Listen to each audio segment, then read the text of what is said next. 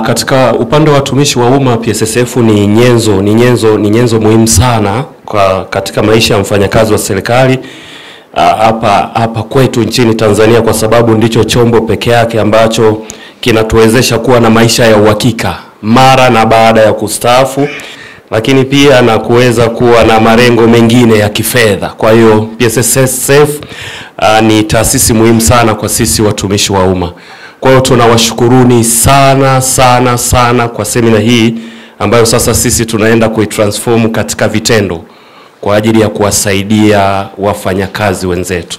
Niendelee tu kuishauri mfuko uendelee kutushirikisha, kwa sababu shughuli nyingi inafanyika huko chini za mafao ndo tunakuwa nao siku zote. Kwa hiyo tushirikishwe kwa kila namna na maboresho yote yanayofanyika kwa mfuko, ili sisi watendaji huku wa chini ambao ni maHR kwa husiana na mafao wa mikoa au wilaya, iende mpaka wilayani, sibezi sana kwa mikoa tu, ishuke chini zaidi ili huduma iwe rahisi zaidi kwa mfuko na kurahisisha kazi zaidi. Tukikumbuka kwamba mfuko wetu tangu ulipoanza tarehe mosi Agosti mwaka 2018 baada ya kuunganisha iliyokuwa mifuko minne, LAPF, PSPF, GPF na PPF, na kuanzishwa PSSF, kumekuwa na mabadiliko mengi.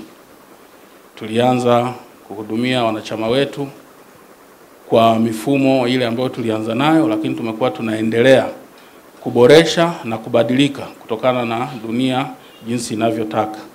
Na kwa sasa 95% ya huduma zetu zinapatikana kwa njia ya mitandao.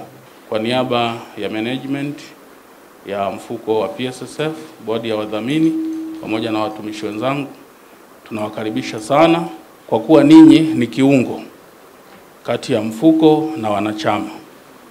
Lakini pia mpate fursa ya kujifunza shughuli kuu za mfuko huu, lakini pia mafao yanayotolewa na mfuko pamoja na yale mapya ambayo yameanza.